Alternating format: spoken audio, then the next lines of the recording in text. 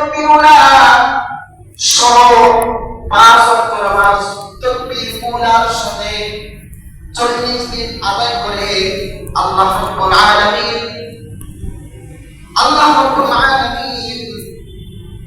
তার জন্য 2টি পরওয়ানা জারি করে দেন। বলেন সুবহানাল্লাহ। 2টি পরওয়ানা।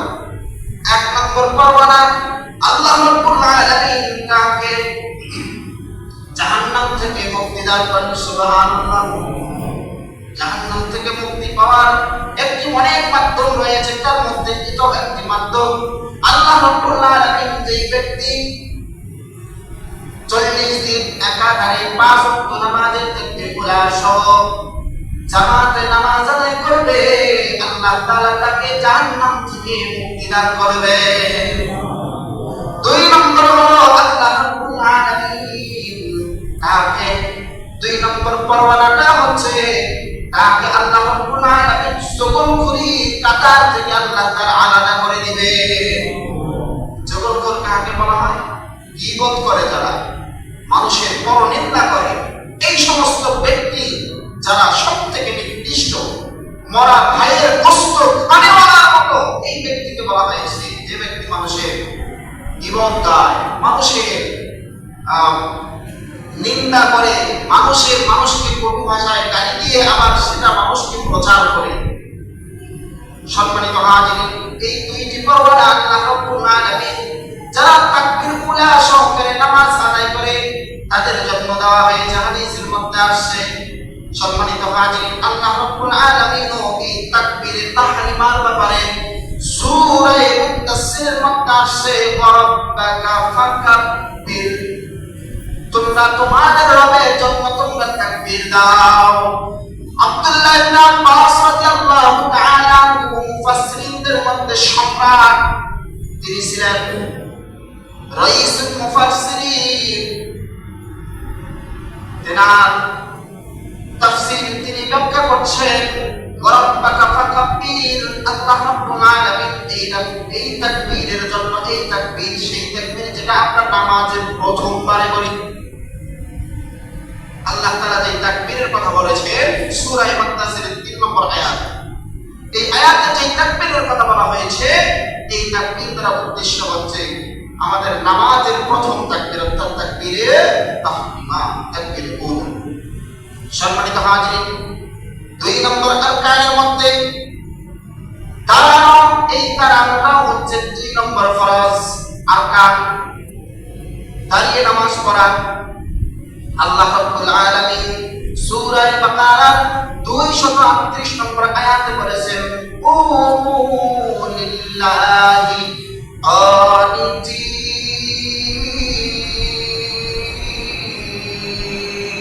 আল্লাহু আকবার।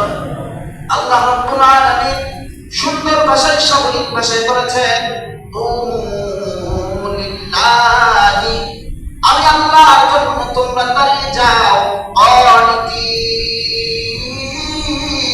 বিনীতভাবে।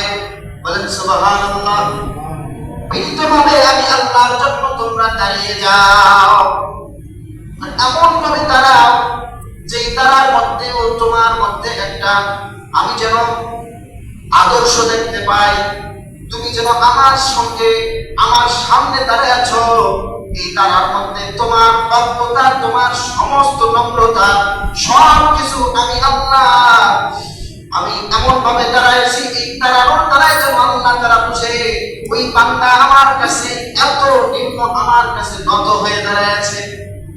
বিনীত ভাবে দাঁড়ানোর কথা বলেছেন আল্লাহ তাআলা। 2 নম্বর আরকান। 3 নম্বর আরকান হচ্ছে আল্লাহ রাব্বুল আলামিনের ফরজ নামাজের মধ্যে ফরজ করেছেন কিরাত পড়া। কিরাত পড়া হচ্ছে ফরজ। আল্লাহ রাব্বুল আলামিন এই সম্পর্কে আয়াত নাযিল করেছেন, ফাকারাউ মা তায়াসসারা মিনাল কুরআন।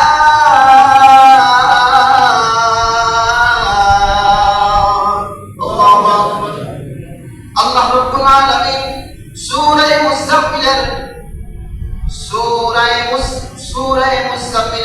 20 নম্বর আয়াতে আল্লাহ পাক বলেছেন, তোমরা তোমাদের সুবিধার্থে আমার কোরআন থেকে, আমার থেকে তোমরা তোমার সুবিধার্থে তেলাওয়াত করো। মুফাসসিরিনে কেরামরা বলেছেন এই তেলাওয়াত করার কথা বলা হয়েছে নামাজের মধ্যে। নামাজের মধ্যে আমরা যে তেলাওয়াত করে থাকি অর্থাৎ সুন্নাত অনুযায়ী তেলাওয়াত হচ্ছে তিন ভাবে তেলাওয়াত করা। নামাজের প্রথম অংশ এটা তিন ভাবে আমরা পড়ে থাকি। আসর, জোহর, আসর দেওয়ালে মুফাসসাল,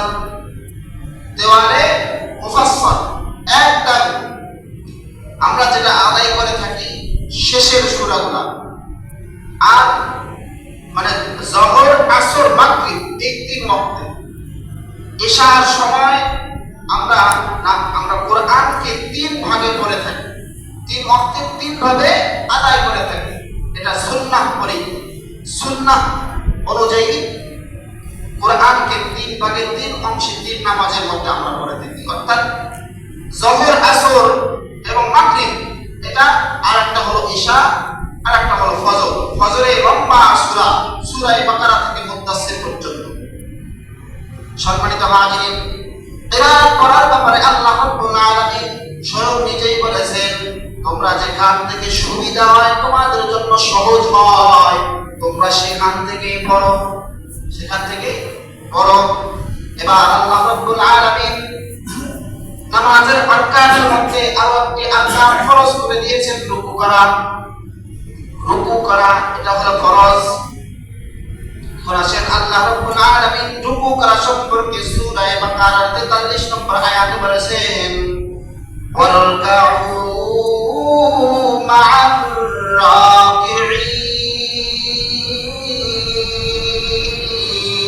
রাকিঈন। আল্লাহু আকবার। আল্লাহ রাব্বুল আলামিন বলেছেন তোমরা রুকুকারীদের সঙ্গে রুকু করো, তোমরা রুকুকারীদের সঙ্গে রুকু আদায় করো। রুকু কাকে বলা হয়? মধ্যম অংশে আমরা ঝুঁকায় থাকাকে রুকু বলা হয়। আমাদের মধ্যম অংশে, একটা মানুষ সোজা থাকলে তার মধ্যম অংশে কি থাকে? কোমর। এই কোমর পর্যন্ত যখন বাঁকা হয় তখন এটাকে বলা হয় রুকু। মানে রুকুকারী এদেরকেই বলা হয়। সম্মানিত হাজিরিন, আল্লাহ রাব্বুল আলামিন এরপরে 5 নম্বর আরকানকে ফরজ করে দিয়েছেন সিজদা করা। আমরা যে মাটিতে নত হয়ে সিজদা করি, কপালটা মাটির মধ্যে ঠেকায় দেই। সর্বপ্রথম সিজদা দেওয়ার নিয়ম হচ্ছে না জমিনের মধ্যে লাগানো, তারপরে কপালটা জমিনের মধ্যে লাগানো। সম্মানিত হাজিরিন, আল্লাহ রাব্বুল আলামিন সিজদা সম্পর্কে সূরা হাজর ৭৭ নম্বর আয়াতে আল্লাহ পাক বলেছেন ইয়া আইয়ুহাল্লাযীনা আমানু রুকউ ওয়াসজুদু। হে সকল ঈমানদার বান্দাগণ, ওয়ারকাউ রুকু করো, ওয়াসজুদু এবং আমাকে সিজদা করো। আল্লাহ পাক প্রকাশ্য স্পষ্ট ঘোষণা করে দিয়েছেন রুকু করো আমাকে, সিজদা করো আমাকে। আল্লাহ পাক রুকু করতে বলেছেন, সিজদা করতে বলেছেন। মাথা ঝুঁকাতে হলে আমার দরবারে তুমি ঝুঁকাবা, তোর বাবার দরবারে নয়। আমরা তো অনেকেই বাবার দরবারে গিয়ে সিজদা করি। আমাদের রংপুর জেলায় সাধারণত দেখা যায় না। চট্টগ্রামে যখন আমি বাবুনগর মাদ্রাসায় পড়ি, এর পাশেই হচ্ছে আগ্রা, বেদাতের আগ্রা, ফটিকছড়িতে বেদাতের আগ্রা। ওই জায়গায় আমি দেখেছি স্বয়ং নিজেই এত বাবার দরবার, যে বাবার গণনা করে হিসাব করতে পারি নাই আমি। এত বাবা, এই বাবাদের কাছে তারা গিয়ে এমন ভাবে সিজদা করে, তার মাকেও কোনোদিন এভাবে সালামও দেয় নাই। এমন ভাবে মৃত্যু মানুষ আছে না নাই সেটা কোনো এত 350 উপরে শুনতে পেরেছি। 350 উপরে এত দরবার ওখানে, বাবার দরবার। সম্মানিত হাজির, তার আগে বিশেষ করে আমি লক্ষ্য করেছি ওই জায়গায় যারা যায় অংশ তুলে আমি দেখি হিন্দুরা বাবাদের পীরদের এরা খুব ভক্ত। যাই হোক সম্মানিত হাজিরিন, আল্লাহ রাব্বুল আলামিন বলেছেন ওয়াসজুদু, আমাকেই তোমরা সিজদা করো। সিজদা করতে হলে আমাকেই করো, মাটিতে নত করতে হলে তোমার এই কপালকে আমি বানায়া দিয়েছি। আমি আমার সিজদা করার জন্য, আমার ইবাদত করার জন্য, অন্য কারণ নয়। ঠিক কিনা ভাইরা? সম্মানিত হাজিরিন, এরপরে আল্লাহ রাব্বুল আলামিন শেষ বৈঠককে আরকান হিসেবে ফরজ করে দিয়েছেন। নামাজের শেষ বৈঠকে নামাজ শেষ করার সময় যে আমরা বৈঠক করি, আত-তাহিয়াত করি, এটা আদায় করা ফরজ। তার মানে এই সময়টুকুকে আদায় করা, এই সময়টা ব্যয় করা, এই সময়টুকু হলো ফরজ। আত-তাহিয়াত করা ওয়াজিব, তবে সময় যেটা আছে এই সময়টুকু ব্যয় করা ফরজ, বসতেই হবে। সম্মানিত হাজিরিন, আমরা এতক্ষণ শুনলাম আহকাম এবং আরকান। নামাজের আহকাম এবং আরকান মিলে আমরা কয়টি ফরজ শুনলাম? গত জুমায় 7টি আলোচনা হয়েছে, এই জুমায় 6টি আলোচনা হয়েছে। 13 মোট 7 আর 6 13টি ফরজ। এই 13টি ফরজ আমাদেরকে জানতেই হবে, তাছাড়া নামাজ আদায় হবে না। কোন দিক দিয়ে আমাদের নামাজ নষ্ট হয়ে যাবে যদি জানা না থাকে, তাহলে বুঝতে পারবো না। নামাজ শুধু সিজদা দেওয়া হবে, মাটিতে ওঠাউটি হবে, তো নামাজ আদায় হবে না। সম্মানিত হাজিরিন, এর সঙ্গে সঙ্গে আরো নামাজ সম্পর্কে 14টি ওয়াজিব রয়েছে। এই ওয়াজিবগুলো আদায় করতে হবে।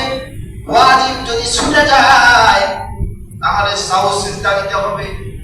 এখন আসেন, তাহলে সাহু সিজদা কখন দিতে হবে এই ব্যাপারটা যদি আমাদের জানা না থাকে, হঠাৎ একটা মাত্র যদি ওয়াজিব ছুটে যায়, সাহু সিজদা ওয়াজিব হয়েছে, এটা বহুত হওয়ার কারণে আমার আপনার নামাজ নষ্ট হয়ে যাবে। এই জন্য এই নামাজের সংশ্লিষ্ট হিসাবে, নামাজের বিষয় হিসাবে, এক হচ্ছে নামাজের আহকাম এবং আরকান জানা, দুই হচ্ছে নামাজকে সহিহ এবং শুদ্ধ হওয়ার ব্যাপারে নামাজের ওয়াজিবগুলো মনে রাখতে হবে। নামাজের ওয়াজিবের মধ্যে কয়েকজন দেখলাম 14টিকে 11টার মধ্যে নিয়ে এসেছে। এরা 11টার মধ্যে নিয়ে এসেছে, তবে 14টা জানা থাকলে বিস্তারিত জানা থাকাই উত্তম। সম্মানিত হাজিরিন, তো নামাজের ব্যাপারে আমরা 14টি ওয়াজিব এই সম্পর্কে আমাদের জানা থাকতে হবে। সর্বপ্রথম নামাজের মধ্যে যে ওয়াজিব তা হচ্ছে সূরা ফাতিহা পুরা পড়া। সূরা ফাতিহা পুরা পড়া, এটা হলো ওয়াজিব। সূরা ফাতিহা পড়তে হবে।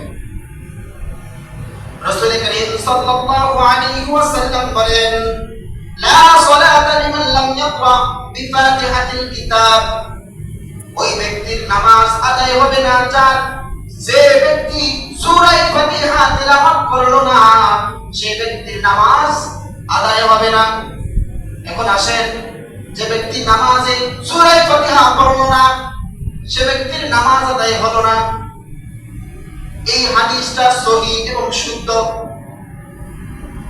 সম্মানিত হাজিরিন, এই হাদিসটা নিয়ে গায়রে মুকাল্লিদ লা মাযহাবি এরা এমন মানুষকে বোঝানোর চেষ্টা করে যে ব্যক্তি নামাজে সূরা ফাতিহা পড়বে না, তার নামাজই হবে না। সে কখন কি অবস্থায় থাক, যদি ইমামের পিছনেও থাকে তাকে সূরা ফাতিহা পড়তে হবে, এইভাবে বোঝায়। দেখেন, খুব সাবধান। অথচ আল্লাহ রাব্বুল আলামিন কি বলেছে?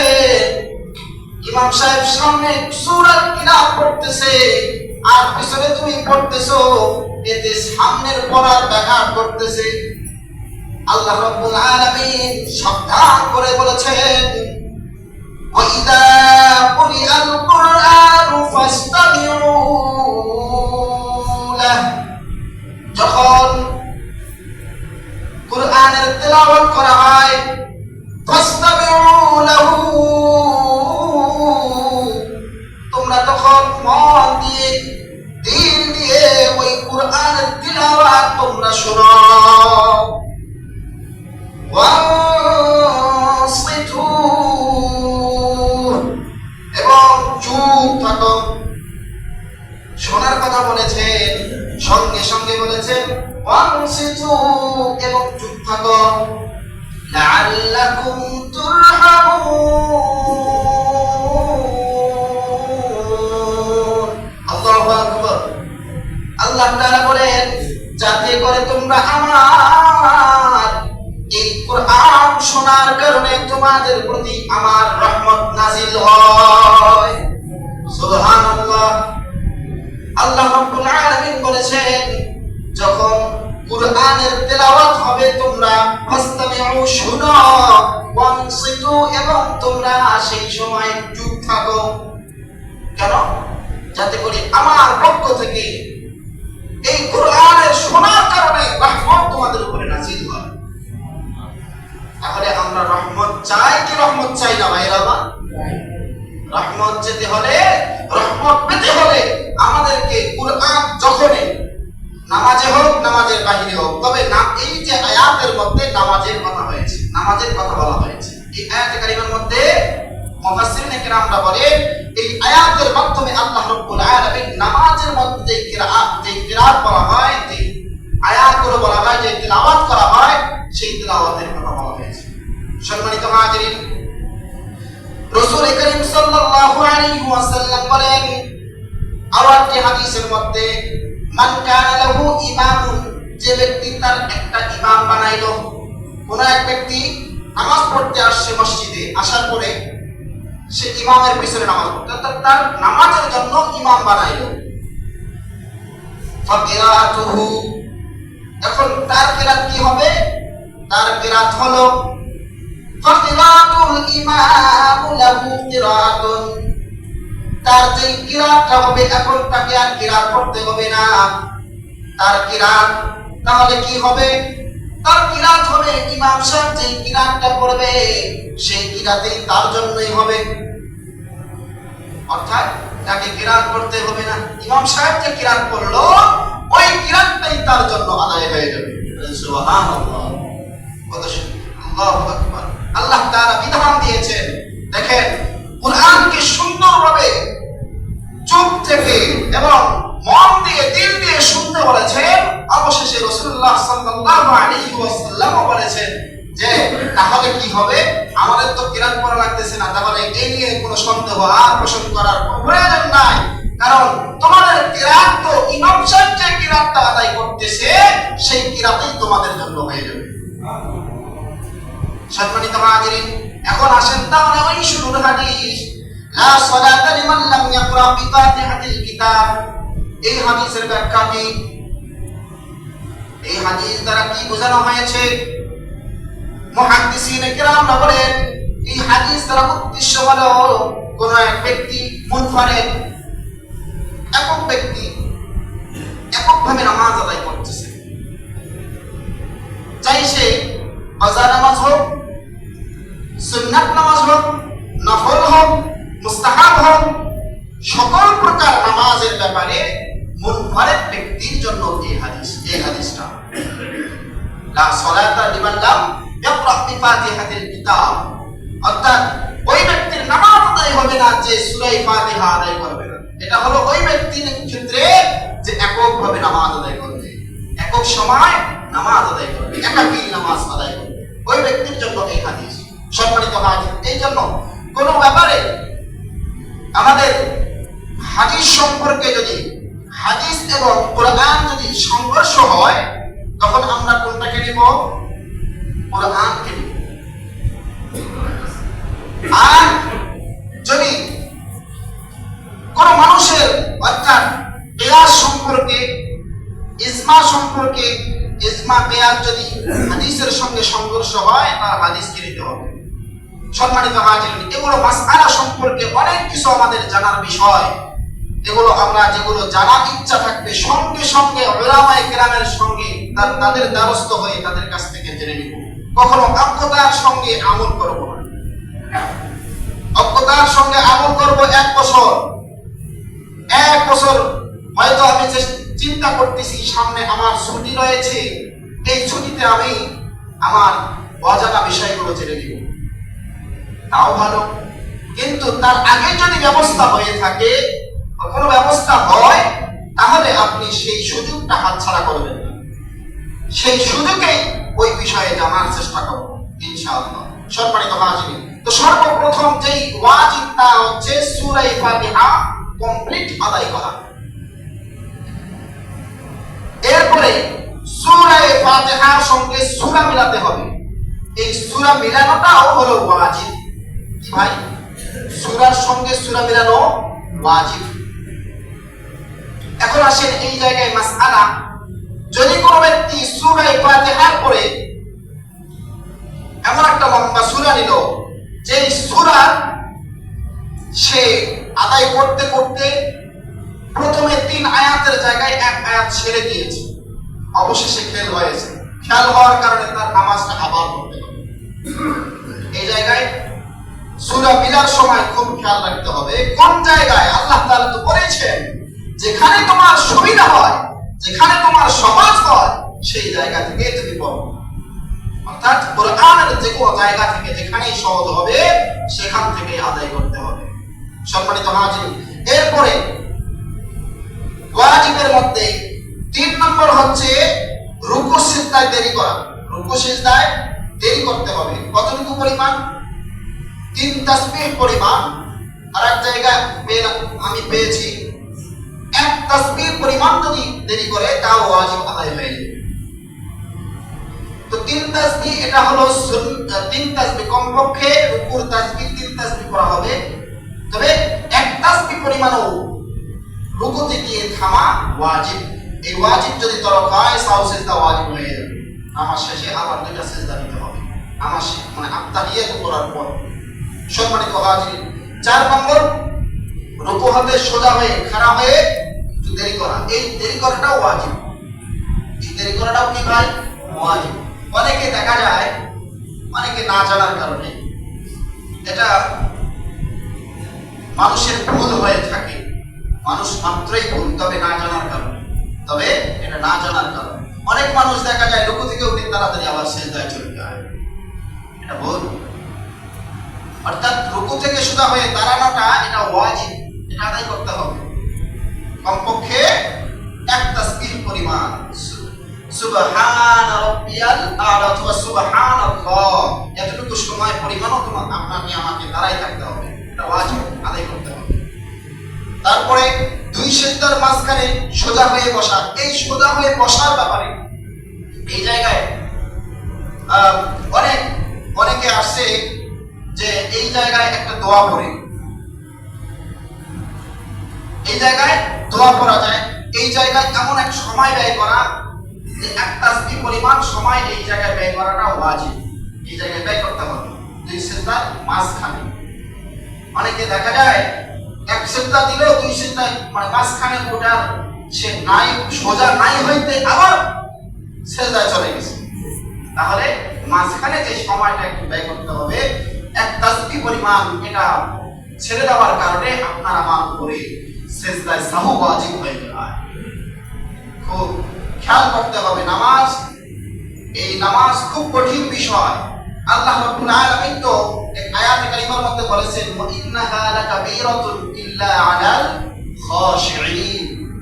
নামাজ খুব কঠিন বিষয়, নামাজ খুব কঠিন বিষয়, তবে ইল্লা আলাল খাশিঈন, যারা আমি আল্লাহকে ভয় করে তাদের জন্য এই নামাজ সহজ। সুবহানাল্লাহ, কত সুন্দর কথা। আল্লাহ রাব্বুল আলামিন বললেন নামাজ তো সহজ বিষয় নয়, হ্যাঁ সহজ বিষয়, তবে আমাকে যারা ভয় করে এদের জন্যই সহজ। তারা আমাকে তাদের অন্তরে রাখার পর ভয়ে কি করবে মানে এমন আতুষ্ট হয়ে যায়, তখনই সে তার জন্য নামাজ সহজ হয়ে যায়। অন্য এক হাদিসের মধ্যে আসছে, as-salatu mi'rajul মুমিনিন, এই নামাজ হচ্ছে আল্লাহর দরবারে একটা মেরাজ, সাক্ষাতের বিষয়। সুবহানাল্লাহ। এই জন্য বলা হয়েছে ভাই আমার, নামাজের বিষয়গুলো এগুলো আমাদের জন্য জানা অত্যন্ত জরুরি। বিশেষ করে এই নামাজের আহকাম এবং আরকান এবং ওয়াজিবগুলো, এই দুইটা বিষয়। কারণ ফরজ যদি ছেড়ে দেয় নামাজ আদায় হবে না, আবার ওয়াজিব যদি ছেড়ে দেয় তাহলে সাহু সিজদা ওয়াজিব হয়ে যাবে। সময় সংক্ষেপের কারণে 14টি বিষয় আপনাদেরকে জানার মতো সুযোগ হচ্ছে না। তারপরে আমরা যেটা নুরানি পদ্ধতি একটি বই আছে, এটা আমরা রেখে দেব পারি। নুরানি পদ্ধতি কারি বেলায়েত সাহেব, আল্লাহ তাআলা তাদেরকে জান্নাতের উঁচু মাকাম দান করুন। সকলে বলি আল্লাহুম্মা আমিন। আল্লাহ রাব্বুল আলামিন উক্ত কথাগুলোর উপরে, বিশেষ করে নামাজের বিষয়ে যে আলোচনাগুলো হচ্ছে গত জুমা থেকে জুমা পর্যন্ত, উভয় জুমার মাসআলাগুলো যতটুকু জানা হলো, আর যেগুলো বাকি রয়েছে জানার চেষ্টা করব ইনশাআল্লাহ। আল্লাহ রাব্বুল আলামিন উক্ত কথাগুলোর উপরে আমাকে, আপনাকে, সকলকে আল্লাহ রাব্বুল আলামিন মানার এবং যথাযথ অনুযায়ী আল্লাহ তাআলা চালার মতো তৌফিক দান করুন। ওয়া আখিরু দাওয়ানা আলহামদুলিল্লাহি রাব্বিল আলামিন। বিশেষ করে সকলের কাছে আমার দোয়ার আবেদন, আমার দাদা গত 4 দিন আগে মারা গিয়েছেন। আল্লাহ